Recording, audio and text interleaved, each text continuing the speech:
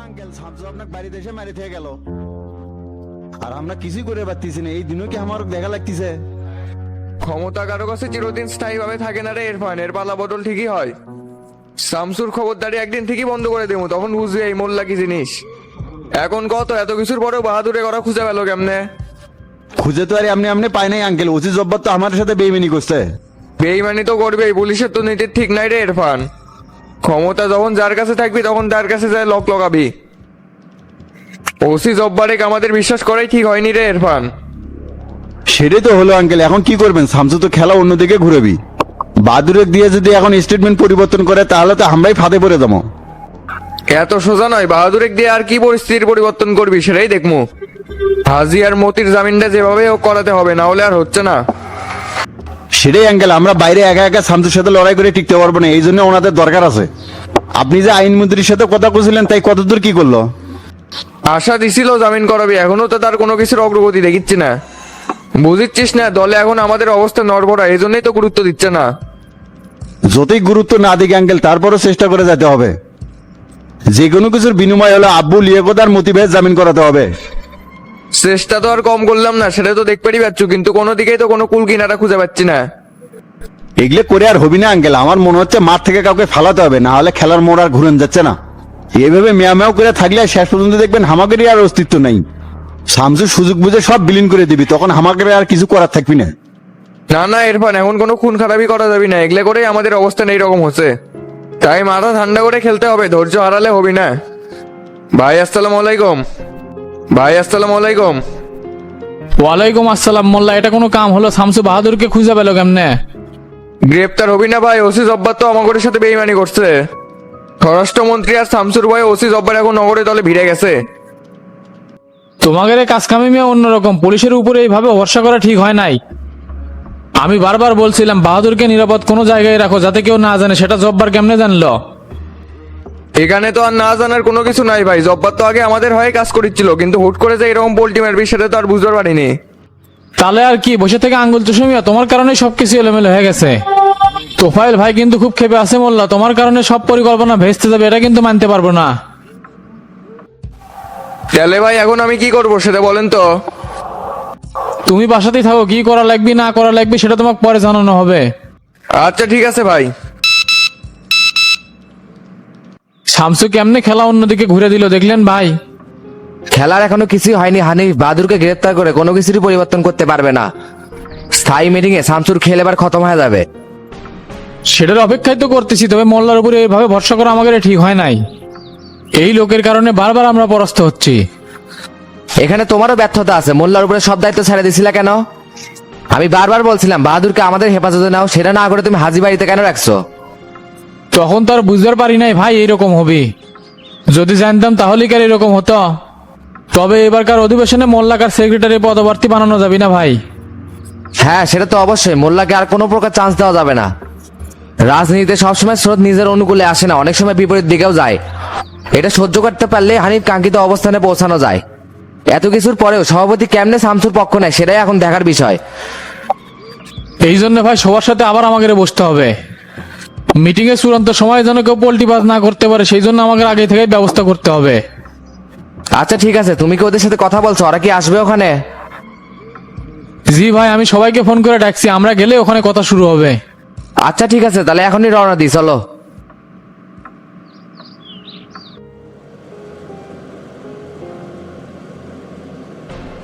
আমাকে এইভাবে আর কত নির্যাতন করবে শামসু, তার থেকে ভালো একবারে মেরে দাও, মরে যাই।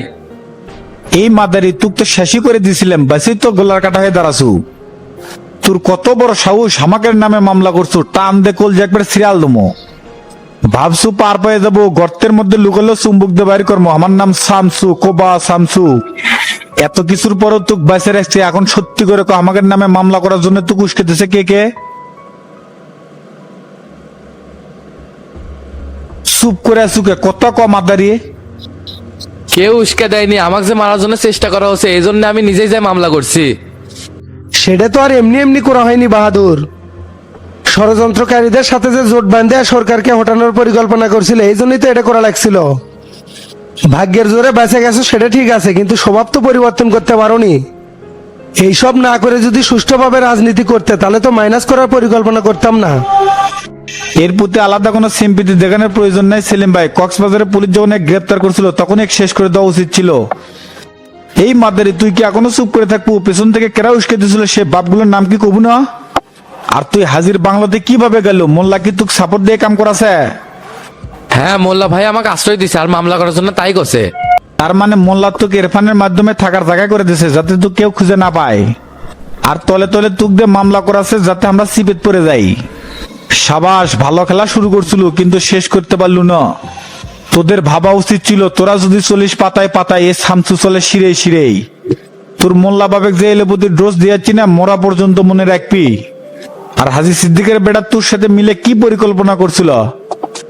কোনো পরিকল্পনাই করেনি, ওরা খালি মামলা করতে সহযোগিতা করছিল। সহযোগিতা করে আর কি লাভ আছে বাহাদুর? এই চক্র থেকে বের হতে পারবে না, জীবন দিয়ে এটার মূল্য চোকাতে হবে। আমি খুব ক্লান্ত সেলিম ভাই, আর পারতেছি না, রাজনীতি ছেড়ে দিয়ে দেশ থেকে চলে যাবো, আমাকে এইবারের মতো ক্ষমা করে দেন। এত দয়ালু আর হচ্ছি না, তুই কি কারণে ক্ষমা করবো সেই সিমটমই তো পাচ্ছি না।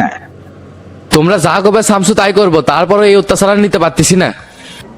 একটা উপায় আছে, তুই যে আমাকে নামে মিথ্যা মামলা করছিস এটা পুলিশের কাছে স্টেটমেন্ট দিব। আর মামলা করার জন্য তুই যারা যারা উস্কে দিছে তাদের নামও পুলিশের কাছে বলে দিব। আর 2024 সালে তুই আর মোল্লা মিলে যে আমাকে কিডন্যাপ করছিল সেটা দায়ভার স্বীকার করে নিব। আমি তো এটার সাথে সম্পৃক্ত ছিলাম না শামসু, মিশা এমনি একটা কথা বলবো কেন? তরিকুল আর মোল্লাক ফাঁসাতে গেলে তোর মিথ্যা কথা বলাই লাগবি, না হলে তুই বাঁচতে পারবো না। চিন্তা করিস না, তুই যদি এই মোতাবেক স্টেটমেন্ট দিস তাহলে 1-2 মাসের মধ্যে জামিন করে দেশের বাইরে পাঠিয়ে দেবো। রাজি হয়ে যাও বাহাদুর, এই সুযোগ কিন্তু বারবার পাবা না। ভাবে দেখো, এই মোতাবেক কাজ করলে কিন্তু তোমারই লাভ আছে। ঠিক আছে সেলিম ভাই, আপনারা যেটা করবেন আমি সেটাই করবো। শামসু একতালে লোকাবে পাঠিয়ে দিয়ে সবকিছু প্রসেসিং করবে কই? আরে না, হেক ডাকে সংবাদ সম্মেলন করা লাগবে, সেই ব্যবস্থা করেন। এই তুই যা যা বলে দিছিস সেইভাবেই বলবো, যদি 19-20 হয় তোর খেল কিন্তু খতম করে দেবো। মনে রাখিস এই শামসুর কিন্তু এক জবান, কথার সাথে মিল না হলে খারার উপর কিন্তু কপাল ফুটো করে দেবো। আচ্ছা ঠিক আছে। এদিকের অবস্থা তো ভালোই দেখিচ্ছি রে তোতা। মানুষজন তো দোয়েল পাখিক ভোট দেওয়ার জন্য একবারে মরিয়া হয়ে আছে। আলহামদুলিল্লাহ ভাই, শেষ পর্যন্ত যদি দুয়েল পাখির এই অবস্থা বজায় থাকে তাহলে বিজয় আমাদের সুনিশ্চিত। আমাদের এই বিজয় কেউই আটকাতে পারবে না চাচা। তা চাচা, ঢাকার ওই দিকের কি খবর? শুনলাম শামসু ভাইয়ের নামে মামলা হয়েছে, পরে সেইটা কি করলো চাচা? খোঁজ নিছি, সমস্যা নাই। শামসুর নামে যে মামলা হয়েছিল অগ্রিম 4 সপ্তাহ জামিন নিছে, এখন এর মধ্যেই ওই মামলা খায় ফেলাবি। আমি চাচা একটা জিনিস চিন্তা করেও পারতেছি না, ক্ষমতা হাতে থাকার পরেও প্রশাসন কিভাবে শামসু ভাই এবং স্বরাষ্ট্রমন্ত্রীর নামে মামলা নিতে সাহস করলো? ওদের কি একবারও ভয় করলো না যে শামসু ভাইয়ের নামে মামলা নেয় ওরা? ভালো মানুষের শত্রুর অভাব হয় না রে তোতা, এই দেশের সিস্টেমটাই দুর্নীতিগ্রস্ত। তুই এই দেশের যতই ভালো করবে চাস না কে, প্রশাসনের মধ্যে ক্ষতি করার জন্য খারাপ লোক থাকবেই। হ চাচা, আপনি একদম রাইট কথা বলছেন। ইতিহাস ঘাটলে এখনো দেখা যাইব যে যুগে যুগে অনেক মানুষই এই জাতির ভালো চাইতে গিয়া তারা তাদের জীবন বিসর্জন দিছে, কিন্তু তারা সেই কাঙ্ক্ষিত ফলাফলটা পায় নাই। দেশের বর্তমান পরিস্থিতি এইরকমই, যে জাতির ভালো করতে যাইব তার পিছনেই লোক লাইগা যাইব। কেমনে হবি? দেশে তো ভালো লোকের চাইতে খারাপ লোকের সংখ্যাই বেশি। সমাজে যারা খারাপ মানুষ তারা সংঘবদ্ধ, আর ভালো মানুষরা তো সব বিচ্ছিন্নভাবে বসবাস করিচ্ছে। তুই আমি চাইলেও তো কোনো কিছু পরিবর্তন করতে পারতিস না। ইনশাআল্লাহ চাচা, এবার আমি সেরকমই কোনো কিছু একটা করার নিয়ত করে মাঠে নামছি। আল্লাহ যদি আমাকে সেই রকম কাজ করার সুযোগ করে দেয়, অবশ্যই আমি এই সিস্টেমটাকে পরিবর্তন করার চেষ্টা করব। এতে আমার যা হয় হবে। ভাই আকাশ ভাই ফোন দিছিল, ওরা নাকি লোকজন নিয়ে শাহজাহানপুরের দিকে যাবে। ও তাই নাকি? ওরা তাহলে শাহজাহানপুরের দিকে গেছে। আচ্ছা ডন, সমস্যা নাই, ওরা চাউল পাওয়াল লিয়া শাহজাহানপুরের দিকে যাক। কি বলেন চাচা, ওদের সাথে কি শাহজাহানপুর আমাদের যাওয়া দরকার ছিল না? না, আজকে আর যাওয়ার দরকার নাই, নির্বাচনের আগে আগে আরেকবার যাবো শাহজাহানপুর, তাহলেই হবে। কে রে, লোকজনে কি খাওয়া দাওয়া করাছু রে ডন? গোল্লা একটা হোটেলে লোকজন নিয়ে ঢুকছে ভাই, ওটি খাওয়া দাওয়া করাচ্ছে। আচ্ছা তুইও যা, টাকা পয়সা গোলার কাছে আছে, ওর থেকে খরচ করবি নি। তাইলে কি বলতেছেন চাচা, এখন কি এইখান থেকে আমরা রওনা দিব, না এখান থেকে কোনো জায়গায় যাওয়ার কোনো প্রোগ্রাম করতেছেন? ওরা চ্যাংরা ব্যাংরা খিলে নিয়ে বাইর হলেই একসাথেই রওনা দেবো। হ্যাঁ হাবিব ভাই বলেন। কেবারে মাস্টার, তোমরা গাবতলি চলে গেছো নাকি? আচ্ছি তো, আর এদিকে সমাবেশও তো শেষ করে দিছি। আপনি হাসপাতালে যাবেন জন্যই তো আপনাকে নিয়ে আসলাম না। তে তোমরা ওর থেকে রওনা দিবা কখন? ঘন্টা খানিকের মধ্যেই রওনা দিব। তা জাহাঙ্গীরের কি অবস্থা? আর অবস্থা মাস্টার, চ্যাংড়াটাকে একবারে সাপ পেটা পিটাছে, মানুষ মানুষে ইনকে করে মারে। ডাক্তার করলো 1 মাস বেড রেস্টে থাকা লাগবি, তারপর আস্তে আস্তে ওষুধ খেলে ঠিক হয়ে যাবি। সেটাই তো দেখলাম মাস্টার, ওর গরমও ছুটামুনিতে বগুড়াতে এসে আমাকে ফোন দিও। আচ্ছা ঠিক আছে।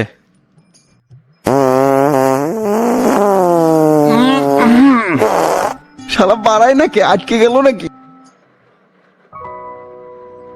ভাই খুব কষ্ট হচ্ছে, বাড়াচ্ছে না, কমর খুব লাগিচ্ছে। যেরকম অকাম করছো সেরকম ঠেলাটা বোঝে। তাড়াতাড়ি বের হবে, ডাক্তার এখন ড্রেসিং করার জন্য আসবে। আচ্ছা ভাই, একটু পরই বাড়াচ্ছি। কেরে তোর বাথরুম ক্লিয়ার হয়েছে? ও ভাই মেলা কষ্টে ক্লিয়ার হয়েছে, হাতটাও তো ঠিকভাবে নড়াবার পারতেছে না, খালি ব্যথা করিচ্ছে। হবি তো, তোকে এই কাম কেটা করবে গেছিল, আর করলুই যখন স্বীকার করলো কৃষক। শালার পিন্টু পাইপ দিয়েছে, মার মারছে ভাই, স্বীকার না করে উপায় আসিল না। একেবারে মান সম্মান সব শেষ করে দিছু রে, তেটি আবার আমার নাম নিছু কি জন্যে? আমি একবারও আপনার নাম নেই, ওরা তো জোর করে আপনার নাম বারবার করছিল, তবে আমি শক্তভাবেই করছি। হাবিব ভাই এ ব্যাপারে কিছুই জানিচ্ছিল না। হোসে একবারে বাহাদুরের কাম করে ফেলাছু, পিন্টুর মতো চ্যাংরা তোকে ধরে নিয়ে যায় জুত মতো পিটালো। এটা তো আমার জন্য খুব লজ্জার বে, মান সম্মান একবারে মাটির সাথে মিশে দিলু। এই প্রতিশোধ আমি ঠিকই নিব ভাই, আমার নামও খুশি জাহাঙ্গীর, খালি একটু সুস্থ হয় নেই। তুমি সেই কামান দিবে, তুমি যে কত বড় মদ্দা সেটা দেখা শেষ। সামান্য একটা কামই ঠিক মতো করবে পারিস না, আবার বড় বড় গপ্প মারা শুরু করছু। শালা তুই কত কোন কামটা এই জীবনে ঠিক মতো করছু, সব জায়গাতেই তো কট খাসু। কেরে, আমি যে একজন জেলার সেক্রেটারি, সেই সেটা মতো ধরে রাখতে পারিস না, একবারে পানির সাথে সব মিশে ফেলা দিয়েছিস। তাহলে তুই এখন একটু রেস্ট নে, আমি ডাক্তারের সাথে কথা কয়ে আসি, দেখি কখন ড্রেসিং করে দিবি। আচ্ছা ভাই ঠিক আছে। কি ব্যাপার, আপনি এটি কি শোকাচ্ছেন? দেখবার এলাম হাবিব, জাহাঙ্গীরের বর্তমান কি অবস্থা। আর অবস্থা কাটা খায় নুনের সিটে দিয়ে বেড়াচ্ছেন, মানুষে কেউ ইনকা করে মারে। এটার বিচার তো অন্যভাবে করা গেল নি, ইনকা ম্যাট ধরে দরকার আসছিল না। আর আপনারা আমাকে যেভাবে ভুল বুঝলেন, অথচ আমি কিন্তু আগে কিছুই জানিচ্ছিলাম না। দেখো হাবিব, যা হবার হয়ে গেছে, এগুলো বইলা এখন কোনো লাভ নাই। আমি এইটি তোমার সাথে ঝগড়া করার জন্য আসি নাই। তাহলে কি শোকাচ্ছেন এটি? দেখো হাবিব, তুমি এইখানে আমারে কোনোভাবেই ভুল বুঝো না। আমি কিন্তু চাইলেই তোমার বিরুদ্ধে বিভিন্ন রকমের অ্যাকশন নিতে পারতাম, সেই অপশন কিন্তু আমার হাতে ছিল। তারপরেও আমি কিন্তু কোনো প্রকারের কোনো অ্যাকশন তোমার বিরুদ্ধে নেই নাই। একটা জিনিস চিন্তা করে দেখো, তুমি যাদের পিছনে কাজ করে যাইতেছ, তারা কিন্তু তোমার জন্য কোনো কিছুই করতেছে না, শুধু তোমাকে ব্যবহার করে নিতেছে। আজকে যদি পিন্টু ডন বা গোল্লারে দৌড়া মারতো, তাহলে দেখতা মাস্টার আর তোতার কি পদক্ষেপ নেওয়া নিত এতক্ষণে। কিন্তু জাহাঙ্গীরের দৌড়া মারার পরেও মাস্টার বা তোতা কোনো রকমের কোনো প্রতিক্রিয়াই দেখাইলো না। এর থেকে কিন্তু ভালো করেই বোঝা যায় যে তোমার ওদের কাছে কতটা মূল্য আছে। আপনি কি খবর চাচ্ছেন, ক্লিয়ার করে কোন তো? এইখানে ক্লিয়ার করার কোনো বিষয় নাই, আমি তোমার সাথে লুকোচুরি করার জন্য এইখানে আসি নাই। শোনো হাবিব, হাসপাতালের চিকিৎসা বাবদ যত বিল আইছে সব আমি পরিশোধ করে দিতেছি, তোমার এইখানে 1 টাকাও দিতে হইব না। আর সন্ধ্যার পর আমার সাথে বাসায় আইসো দেখা করার জন্য, তোমার সাথে আমার ইমার্জেন্সি কিছু আলোচনা করার আছে। কে আপনার সাথে দেখা করা লাগবে কি জন্য? আবার কিসের নতুন ফোন দিয়ে আটতেছেন? আর এখানকার কোনো খরচ আপনার দেওয়া লাগবে না, হাবিব মরে যায়নি, এখনো বেঁচে আছে। এত রাগ করতেছো কেন হাবিব? একটু যে ঠান্ডা মাথায় আমার কথাগুলো চিন্তা ভাবনা করে দেখো। আমার সাথে দেখা করলে তোমারই লাভ হইব। তাই আমি বলি কি, রাগ পুষা না রাইকা সন্ধ্যার দিকে পারলে আমার সাথে একটু দেখা করে আইসো। আমার সাথে দেখা করলেই বুঝতে পারবা যে কি কারণে তোমারে ডাইগা পাঠাইছি। এখন আমি গেলাম হাবিব, সন্ধ্যার দিকে আইসো তাহলে।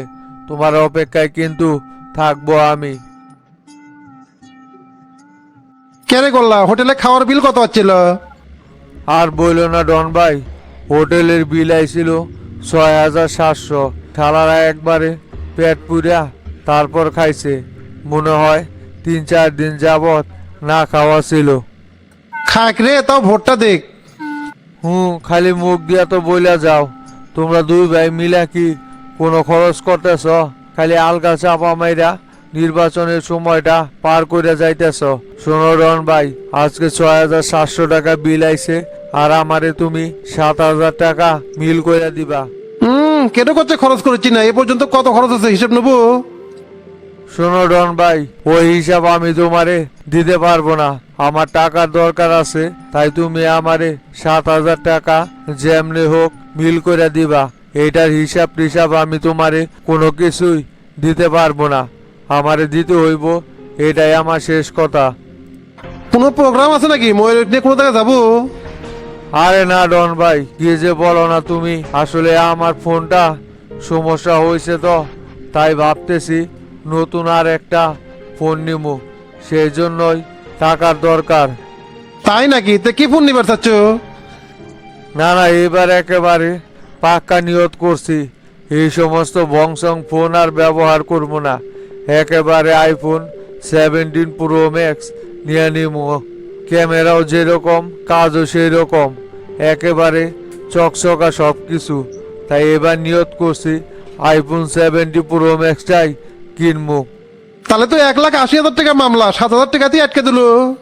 আরে ডন ভাই, তুমি বুঝতেছো না বিষয়টা। টাকাটা আমি বিভিন্ন জায়গা থেকেই ম্যানেজ করতেছি, যেখান থেকে যা পামু সেটাই এগিয়ে যাইব। তুমি এত কথা না বইলা টাকাটা আজকে দিও তো।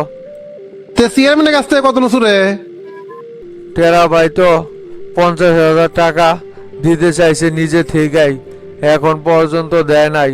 কি যে করে দেখে আগে আসুক কত দেয়। ও, তে চেয়ারম্যান কবে আসবি রে? তাই তো এখন পাবনা থেকে ঢাকা যাইব, ওইখানে শামসু ভাইয়ের সাথে দেখা কইরা তারপর আবার বগুড়াতে ঢুকবো। কেন তোমার সাথে এই কয়দিনে একবারও কি টেরা ভাইয়ের সাথে কোনো কথাই হয় নাই? না, কালকে ফোন দিছিলাম, করছে ব্যস্ত আছি, পরে ফোন দেবনি, পরে আর ফোন দেয় নাই। এ ডন ভাই, সামনে ওই দোকানের সামনে একটু দাঁড়াও তো দেখি। কে দাঁড়াবার চাচ্ছ? কে কি হচ্ছে? আরে সে কখন থেকে চাচাদের সামনে একটা বিড়ি পর্যন্ত খাইতে পারি নাই, অনেক পিনি করছে। দাঁড়াও তো ওইখানে দেখি। তুই আর এলি ছাইপাস খাওয়া বাদ দিয়ে পারলু না। আচ্ছা দাঁড়াচ্ছি।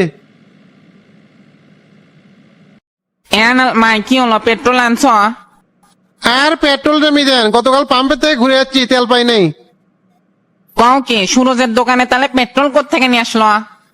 সুরজ পেট্রোল নিয়ে যাচ্ছে মানে? পাম্পে তো তেল আসিল না, ওই করতে নিয়ে যাচ্ছে। সেই কথাই তো আমি তোমাক করছি, তোমার এনে তেল নাই, তাহলে ওই কোত্থেকে পেল? শালা ম্যানেজার না করলেও রাতের বেলা তেল আসবি, উই কি এক তলে তলে দিল নাকি? দিতেও পারে, তোমার তো লবিং দুর্বল, ওই মনে হয় ঘুষ দিয়ে তেল নিছে। হরে মিজান, হবারও পারে। শালা ম্যানেজার আমার সাথে পোল্টি নিল। হরে মিজান, তেল নিয়ে দেশের মধ্যে যে কি হলো, সরকার কি লকডাউনই দেয় নাকি? সেটাই করবে, তাছাড়া কোনো উপায় নাই। যারা এতদিন 50 টাকা তেলের জন্য রিকোয়েস্ট করেছিল, তারা এখন এসে ট্যাঙ্কি ফুল করে চায়। সরকার এত তেল দিবি কোত্থেকে? ঠিকই কছু, বাঙালির নল্লির ভরণ এত সহজ না। এই যুদ্ধ না থামলে দেশে লকডাউন দেওয়া ছাড়া কোনো উপায় নাই।